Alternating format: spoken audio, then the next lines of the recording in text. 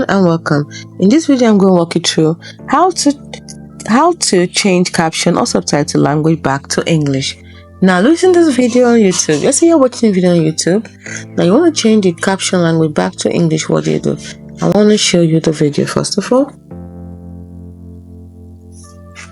As you can see right here, it's in French. So I want to change back to English. What you do is I press on the screen, then tap on the gear icon at the top here.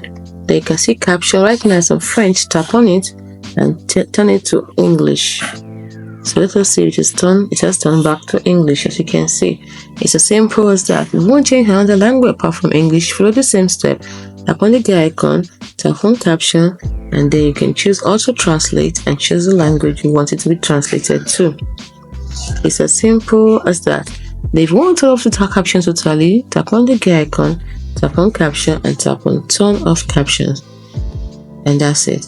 Hope you found this video helpful. Do not forget to like and subscribe to the channel for more. Thanks for watching.